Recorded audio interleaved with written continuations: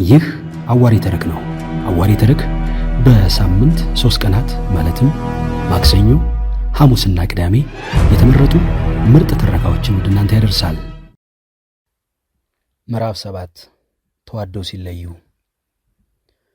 ጊዜው ገና ጠዋት ስለነበር ደጃዝማች ማሩ ጸሎታቸውን አልጨረሱም ነበር። ቢሆንም ጉዳዩ አስቸኳይ ስለነበር ጸሎታቸውን ሳይጨርሱ ወደ እልፍኝ ገብተው ወይዘሮ ወለተ ተክሌን አስጠሯት። ወለተ ተክሌ ከቤቷ ከመውጣቷ በፊት ልትችለው ያቃታትን የምኞት ደስታ ለባሏ ሳትነግር ለመውጣት ችግር ስለሆነባት የተላከውን ሰው እሺ ልብስ ለውጭ መጣሁ በሚል ቃና አሰናበተችና ወደ ባሏ ወደ ልጅ ኃይሉ መለስ ብላ ዛሬ ሳስጠሩኝ ልታረቁን ነው መሰል፣ እስቲ ቶሎ ልሄድ አለቻቸው። ይሆን ብለሽ ነው አሉ ልጅ ኃይሉ በቅርታ። ለሌላ አይመስለኝም፣ ለሌላ ጉዳይ መቼም ቢቀር ጸሎታቸውን ሳይጨርሱ አይጠሩኝም አለች ወይዘሮ ወለተ ተክሌ። ለማንኛውም ቢሆን ቶሎ ሂጂ፣ ግድ የለም እግዚአብሔር ያውቃል አሉ ልጅ ኃይሉ። ወለተ ተክሌ ቀሚሷን ብቻ ለወጠችና የሕፃን ልጇን የክንፉን እጅ ይዛ ወደ ደጃዝማች ማሩ ግቢ መሄድ ጀመረች። ልቧም በምኞት ደስታ ይዋለል ነበር። የኔ እናት መቼስ ምን አደርጋለሁ፣ አንቺና ሕፃን ልጅሽን ከምትጉላሉ የእሱን ክፋት እንዳልሰራ አድርጌ መዝለል ይሻለኛል። በሂደሽ ወደ ቤታችሁ እንድትመለሱ ንገሪው ብለው አጎቷ ሲነግሯት መጀመሪያ ለጥ ብላ እጅ ነስታ ጫማቸውን ለመሳም ደፋ ስትል ተዩ ተዩ ተዩ የኔ እናት ብለው ገና አፏ ጫማቸውን ሳይነካ ሲያቀኗት አይኖቿም ለእርሷ ብለው በጣም የማይወዱትን ነገር እንኳ የሚታገሱት አጎቷ ውለታ የባሏ መለቀቅና ወደ ቦታቸው ለመመለስ መቻል በሚፈጥሩባት የደስታ ስሜት በውሃ ሲሞሉ እየታያት በመንገድ ላይ መሆኗ ጭራሽ አይታወቃትም ነበር። ልጅ ኃይሉ ግን ነገሩ አላስደስታቸውም ነበር። እንዲያውም ከባድ ጥርጣሬ ተፈጥሮባቸው ነበር። የደጃዝማች እንዳዋ በፈንጂ አልፎ እንደገና መመለስ አንድ ታላቅ ጥርጣሬ ለመፍጠር በቂ ጉዳይ ነበር።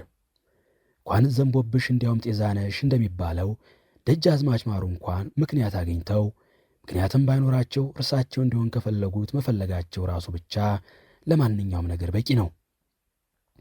ነገር ግን ሰው እንደመሆናቸው መጠን በተለይም ከዳሞት እስከ ወገራ ከመተማ እስከ ጭህራ ድረስ የሚገኘው በጉብዝና በሸንጎ በባህልና በወግ ታላቅ መሠረት ያለው ሕዝብ መግባባት በሌለው ጉልበት ብቻ ሊገዙት እንደማይችሉ የሚያውቁ እንደመሆናቸው መጠን ለሚሰሩት ነገር ሁሉ ምክንያት ቢያገኙለት ይወዱ ነበር። ነገር ግን ምክንያት ከጠፋለት ለምን ይሆናል ጌታዬ ሲሏቸው ፈለጉ እንዲደረግ ፈለጉ ብለው ይመልሳሉ። ሕግን የተከተለ አይደለም እኮ ጌታዬ ሲሏቸው ወይ ግሩም ሕግ በእኔ ሥራ ውስጥ ምን አገባው ይላሉ። ይሄ እኮ እግዚአብሔር የማይወደው ሥራ ነው ጌታዬ ሲሏቸው እኔ ወደዋለሁ፣ እኔም ወደው ሥራ ነው። አንተን እግዚአብሔር ለሚወደው ነገር አዋቂ ያደረገህ ማን ነው? እግዚአብሔር እኔን ሲሾመኝ በፈለግኩት መሠረት እንድሠራ ነው ብለው ያርፋሉ። ግትር ብሎ ልከራከር የሚለውን ደግሞ ወግድ ምን አገባህ ብለው ያሳፍሩና ያስቀምጡታል። ልጅ ኃይሉ ይህን ሁሉ ነገር ስለሚያውቁ ደጃዝማች ማሩ ከፈለጉ የማይደረግ መጥፎ ነገር አለመኖሩን እያስታወሱ ነገሩ ከነከናቸው። የወለተ ተክሌ በጠዋት መጠራትም ጽድቁ ቀርቶ እንደ ወጉ በኮነነኝ እንደሚባለው መልካም ዜና ማጣቱ ቀርቶ አዲስ መርዶ እንዳያስከትል በጣም ሰጉ። ወለተ ተክሌ ግን የዋኋ እናት በደጉ ምኞት ረክታ ወደ አጎቷ እልፍኝ ገባችና እጅ ነሳች። እንዴት አደርሽ የኔ እናት? ቁጭ በይ አሉ ደጃዝማች ማሩ። እግዚአብሔር ይመስገን አለች እጅ እየነሳች። ቁጭ በይ አሏት። እሷ የፈለገችው እንደ ቆመች የሚነገራትን የምሥራች ነበር። ተቀምጣ የምትሰማው ረጅም ወሬ መች ናፈቃት። ቁጭ ብሎ መዋየቱና መተዛዘኑ ወደ ፈንጃ ከመጡ ጀምሮ ከልጅ ኃይሉ ጋር ብዙ ጊዜ ያሳለፈችበት ጉዳይ ስለሆነ አሁን ቁጭ ብሎ ለመዋየት ጉጉት አልነበራትም። ስለዚህ 2 ጊዜ ተቀመጭ ቢሏት እንዳልሰማ ሰው ቆማ ዝም አለች። አሁን አስደሳቹን ዜና ሲነግሯት ተነስታ ለጥ ብላ ጫማ መሳሟ ላይ ቀር ምን ያስቀምጣት? ቁጭ በይ እንጂ የኔ እናት አሉ ደጃዝማች ከረር ብለው። ወለተ ተክሌ እጅ ነሳችና እያቅማማች በቋንጣ ወንበሩ ላይ ቁጭ አለች። ደጃዝማች ማሩ የሚያስደስት ነገር ከሚናገሩበት ጊዜ ይልቅ የሚያስከፋ ወሬ ለመንገር ችኩልና ደፋር ነበሩ። ልጅ ኃይሉን በወግ በማዕረግ አግቢ ሊሏት ሲፈልጉ ምን ያህል ጊዜ ሲያመነቱና ሲሽኮረመሙ፣ ልጃገረዷ እሷ ብቻ ሳትሆን እሳቸውም አይናፋር ልጃገረድ ሆነው ሲጨነቁ ከቆዩ በኋላ ያሳደጓትን ልጅ ልድርሽ አስቤያለሁ ማለት ፈርተው ጉንፋን ሳይዛቸው ሰላም ሆነው 10 ጊዜ ሲሉ ቆይተው በተዘጋ ድምፅ የኔ እናት እንግዲህማ ጓደኛ እንፈልግልሽ እንጂ ያላሉትን ያህል አሁን በድንገት ተነስተው ይሄ ቆለኛ ባለሽ ለአንቺም ለእኔም የሚሆን ሆኖ ስላላገኘሁት አሁን ተኔ እንኳን ይሻላል ለሚባል ታላቅ መኮንን ድርሽ ቆርጫለሁ አሏት። ወለተ ተክሌ የብራ መብረቅ ወረደባት። ሰውነቷ በሙሉ በላብ ዝፍቅ አለ። ጉልበቷ ከተቀመጠችበት ተብረክርኮ ውሃ ሆነ። ራሱን እንዳዞረው ሰው ከወንበሩ ልትወድቅ ስትል አብሯት ያደገው ክብር ጥበቃ እንደምንም ደግፎ አስቀራት። እንባ ግን አሻፈረኝ ብሎ አይኖቿን ሆነ ስሜቷን ቁጥጥር ጥሶ እነዚያ ለተአምር የተፈጠሩ የሚመስሉ አስጎምጅ ጉንጮቿን አለበሳቸው። ደጃዝማች ማሩ ይህንን ሲያዩ እንግዳ ሆነባቸው። ልጅ ኃይሉና ወለተ ተክሌ እንደሚዋደዱ ቢያውቁም ፍቅር እስከዚህ ደረጃ የደረሰ እንደነበር አያውቁም ኑሯል። ደጉ ጊዜ አበድሁላት ከነፍኩላት ሳይባል በቤተሰብ ምርጫ ተጋብቶ እስከዚህ መፋቀር ነበር። ወለተ ተክሌ ከእንባዋ ጋር ስሜቷ አፏን በግድ ከፈተና ወጣ። ጌታዬ እርሶን አስቀይሞ እንደሆነ የማውቀው ነገር የለኝም። ያስቀይሞትም አይመስለኝም። ለእኔ ያስበው ተሆነ ግን እኔ ምንም አልበደለኝም። ለሌላ ጌታ ልዳርሽ ተሚሉት እርሱ ጋር ተሰሪ ቢሉኝ ይሻለኛል አለች። እንዴት አሉ ደጃዝማች ያንን አስፈራይን ወደ ወለተ ተክሌ እያጉረጠረጡና መከረኛውን ጎፈር እያከኩ። እሱም ባዴ አይደለም እኮ ጌታዬ፣ ልብስ የተጋፈፍኩት እትብት የተቋረጥኩት የቃል ኪዳን ባሌ እኮ ነው ጌታዬ አለች ወይዘሮ ወለተ ተክሌ። ለመሆኑ ተርሱ ጋር ያጋባሽ ማን ነው? ጌቶችን ወት ያጋቡኝ። ተቀድሙ ባያጋቡኝ ጥሩ፣ ማያውቁት ሀገር አይናፍቅም እንደሚባለው ነው። አሁን ግን በእርሱም በእኔም ላይ ይህን ያክል ግፍ ሊሰሩብን አይገባ። ለመሆኑ ተኔ እርሱን ነው የምታስበልጩ ማለት ነው? አይደለም ጌቴ፣ እርሶም ጌታ ያሳዳጊ አባቴ ነዎት። ተርሶ አብልጬ ማንንም አልወድ። እሱ ደግሞ ባሌ ነው። እርሶን ሲያከብር እኔንም እንደሚስቱ ሳይሆን እንደመቤቱ አክብሮኝ የኖረ ደግ ሰው ነው። እሱን ጌቶች ተቀይመውት በሐዘን ላይ ባለበት ጊዜ በማጽናናትና ጌታ የለምኘ በማማለድ ፈንታ እኔም ከድቼው ሌላ ጌታ ፍለጋ ሊሄድ ውህ እግዚአብሔር ይክዳኝ አለች ወይዘሮ ወለተ ተክሌ በእንባ ስሜት ተሸንፋ። እኔ ነኝ ቅብጠታሙ አሉ ደጃዝማች ማሩ በጣም ተቀይመው። ተከዝ ብለው መሬት ሲያዩ ቆዩና ቀና ብለው ወለተ ተክሌን በንቀት እያዩ ያ ቆለኛ በኩም ፈላስማት ያዘሽ መሰል ልጄ ወርቅ ውሃ ብትሆን ይህን አትሰራኝም። የሰው ልጅ አሳደገ ድንጋይ ያንደገደገ አንድ ነው የሚባለው ሐሰት የለበትም። የወርቅ ውሃን ለደጃችሁ ቤ ለመዳር ተመጀመሪያ ባሏ ሳፋታት እንኳንስ እንዳንቺ እንዲህ ልትናገረኝ ምንም ትንፋሽ አላሰማችም። ደግሞም የእርሷ ባል ታንቺ ቆለኛ አንሱ አይደለም አሉ ቁጣ ባጎረነነው ድምፅ። ይህ ኃይለኛ መስቃል ወለተ ተክሌ ሌላ አይነት መብረቅ ሆነባት። አንገቷን ወደ ምድር ደፍታ እንባዋን በማጉረፍ ንግግሯን አቋረጠች። ደጃዝማች ማሩ ንግግራቸውን ቀጠሉና እንግዲያውስ ጨርሼ ባሳጣሽ ታርፊው የለ አሉ። ወለተ ተክሌ በድንጋጤ ብዛት በዱን ሆነች። ፊቷ ቀለም በተስፋ መቁረጥና በፍርሃት ጠፍቶ ሌላ ቡላ አይነት ጠይም ወለተ ተክሌ ቁጭ ብላ ታየች። ቢሆንም ያጎቷን እንደ ልቡነት ስለምታውቅ እኒያን መከረኛ ባሏን አንድ ክፉ ነገር ከማስደረግ የሚሉትን ፈጽማ ሕይወታቸውን ማትረፍ እንዳለባት አመነች። ጌታዬ እኔ እኮ ነገሩን አልሆ እንጂ ተርሶ ቃል ወጣለሁ ብዬ አይደለም አለች ወለተ ተክሌ። ወለተ ተክሌ አጎቷ ደጃዝማች ማሩ እንደዚያ የምትወዳቸውን ያህል ልክ እንዳንድ ጨካኝ አውሬ ያየችበት ጊዜ ቢኖር ይህ ቀን ብቻ ነው። ቢሆንም እንባዋ እየገነፈለ ሲተናነቃት ያዘዟትን እሻለች። ደጃዝማች ማሩ የፈለጉት እሽታዋን ብቻ እንጂ ብታለቅስ ባታለቅስ ጉዳያቸው አልነበረም።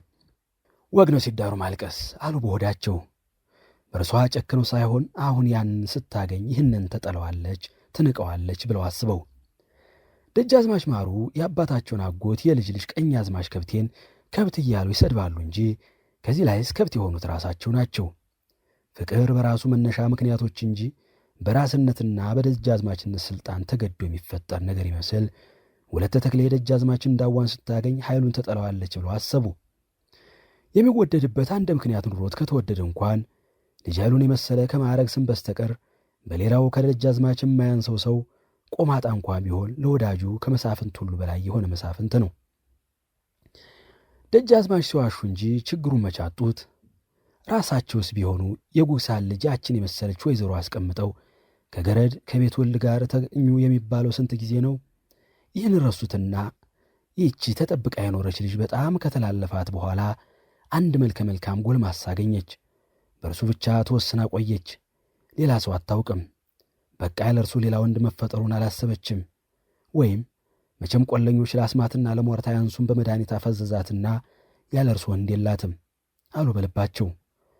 ወለተ ተክሌ በልቧ ተፈለጉ በግድ አንቀው ሊሰጡኝ እንደሚችሉ ባውቅ ባሌን በከንቱ ለምን አስገድላለሁ? አባ እንደ ልቡ የፈለጉትን ይስሩ ብላለች። እነዚህ ሁለቱ ቤተ ዘመዶች በሕይወታቸው ውስጥ በሐሳብ ያልተግባቡት በዚህ ቀን ብቻ ሲሆን አለመግባባታቸውም የዚያኑ ያህል ከባድ ነበረ። ይሁን እንጂ ወለተ ተክሌ ሌላ ምርጫ ስላልነበራት ለነገሩ ነው እንጂ ተርሶ ቃል ወጣለሁ ብዬ አይደለም፣ እሺ በይ ባልነጋገርበትና ቃል ባልገባበት ኑሮ እንኳን እስተዚህ አላስቸግርሽም ነበር። ግን አንድ ጊዜ ተቃሌ ወጥቶ አንድ ታላቅ መኮንን ቃሌን አምኖ ደጅ እየጠና እያየሽ እንዴት ታሳፍርኛለሽ ብዬ ነው አሉ ደጃዝማች ማሩ። ወይዘሮ ወለተ ተክሌ ለደጃዝማች እንዳዋ መሰጠቷ ገባት። ሁለቱ ቁጭ ብለው ጉዳያቸውን እየተወያዩ የሚመገቡትን ቁርሳቸውን እንኳ ሳይበሉ የተለየቻቸው እርሷ ሰበብ ሆና የተጠመዱት እኒያ በመከራ ላይ የወደቁ እኒያ ደግ ባሏት ትዝ አሏት። ሰውነቷ በአንድ አይነት ስሜት ዛለ። ዓይኗም የማርያም መቀነት የመሰለ ነገር እንደጋረደው በልዩ ልዩ ቀለማት ተጥበረበረ። ከወንበሩ እነሳለሁ ስትል በወለሉ ላይ ተዘረረች። አረ ጉድ ሆንኩ አሉ ደጃዝማች ማሩ ከተቀመጡበት ብድግ እያሉ። ከዚያ ወደ ወለተ ተክሌ ሄዱና ከወደቀችበት ቀና ሲያደርጓት በእጃቸው ላይ ዝልፍልፍ አለችባቸው። የመጨነቅ ላብ በድንገት በፊታቸው ላይ ግጥም አለ። ወይኔ ልጄን እጄን በእጄ ቆረጥኩ አሉ። ወዲያው ወለተ ተክሌን ደገፍ አድርገው እያስቀመጡ በጭብጨባ ሰው ጠሩና የእልፍኝ አሽከሩ በፍጥነት ገባ። ውሃ ቶሎ ቀዝቃዛ ውሃ አምጣልኝ አሉ ደጃዝማች። አሽከሩ ውሃውን ሊያመጣ ሲወጣ ደጃዝማች የወለተ ተክሌን የተለዋወጠ ፊት ትክ ብሎ አዩት። ምንም ቢሆን ሰው ናቸውና ይህን ሁሉ የሚሰሩት ራሳቸው መሆናቸው ትዝ ብሏቸው ዓይኖቻቸው በእንባ ተሞሉ። እርሳቸው የሰው ሕይወት ከፋሲካ ዶሮ ሕይወት የተለየ ባይሆንም የወለተ ተክሌ ሕይወት ግን እንዲህ ቀላል አድርገው ለማየት ብርቱ እንጀት አልነበራቸውም። ከዚያም አሽከሩ ውሃ በትልቅ ቅምጫና ይዞ መጣ። ሰይጣናም ልጄን ሰይጣና ያዛት መሰለህ፣ በቅምጫና ልታስጠምቃት ውሃ ቅምጫና ይዘህ የምትመጣው አሉና ወለተ ተክሌን በወለሉ ላይ ትተው ተነስተው በጥፊያ ጮሉት። አሽከሩም እጅ ነስቶ ጉንጩን እያሻሽ ወጣ። እንደገና ተመልሰው ወለተ ተክሌን አቃንተው ታቅፈው እንደያዟት አሽከሩ በታላቅ የነሐስ ኩስኩስት ውሃ ይዞ መጣ። ወዲያው አሽከሩ ወለተ ተክሌን ደግፎ እንዲይዝላቸው አድርገው ያንን ቀዝቃዛ ውሃ በእጃቸው ላይ ያደረጉና በስመ አብ ወልድ መንፈስ ቅዱስ አሐዱ አምላክ ጻርኩስ መንፈስ እያሉ የወለተ ተክሌን ፊትና ደረት ረጩት። ቀጥለውም ውሃውን በኩስኩስት እንዳለ እያንቆረቆሩ በራሷና በደረቷ ላይ ሲያፈሱት በቀሚሷ ውስጥ እየተንቆረቆረ መላ ሰውነቷ ውሃ ብቻ ሆነ። በዚህ ጊዜ ደጃዝማች ማሩ የልቧን ምት በጣታቸው እየዳሰሱ ሲያመዛዝኑ ወለተ ተክሌ እነዚያ ልዩ ኃይል የተሰጣቸው ዓይኖቿን ገልበጥበጥ አደረገችና ኸይ አለች። የኔ እናት ምን ነው ምን ነካሽ አሉ ደጃዝማች ማሩ። ግን መልስ አላገኙም። እሳቸውም ተቀብለው ደገፏትና አሽከርየው ሄዶ ከቤተሰቦች ጥቂቶቹን ይዞ እንዲመጣ ተነገረውና ወጣ። እስከዚህ ጊዜ ድረስ ማንም ገብቶ የወለተ ተክሌን ሁኔታ እንዲያይ አልፈለጉም ነበር። በዚህ ጊዜ ግን በቀላሉ እንዳልተነሳሽ ሲያዩ ተኝታ እንድታርፍና የቡዳው የቁርባው የጠኔው መድኃኒት እንዲሰጣት ፈለጉ። ጀርባዋን በደረታቸው ደግፈው በመጨነቅ ሲጠባበቁ የተጠሩት ሰዎች ገብተው እጅ እየነሱ ቆሙ። ውሰዷትና ተመቹ አልጋ እንዲያውም ተኔ አልጋ ላይ ያስተኟትና የቡዳም ይሁን የቁርባ መድኃኒት አሁን ተሰጧት ድና እንድትቆየ ለደብተራ ገረመው ንገሩት አሉ። አይ ደጃዝማች ማሩ የእርሳቸው አነጋገር ምን አለ? በሽታን በትእዛዝ የሚያባሩት ያስመስሉታል። የመጡት ሰዎች ተረዳድተው ተሸክመው ወይዘሮ ወለተ ተክሌን ወደ መኝታ ክፍል ሲወስዷት ደጃዝማች ማሩ ወደ አሽከሩ ዞሩና ሄደህ እነ ሊቀ ካህናትና እነ ሰንደቁን እነ ከብቴን ጥሩ በል አሉ ብስጭት በተሞላው መንፈስ። አሽከሩ ጥፊ ሳይከተለው በፍጥነት እጅ ነስቶ ወጣ።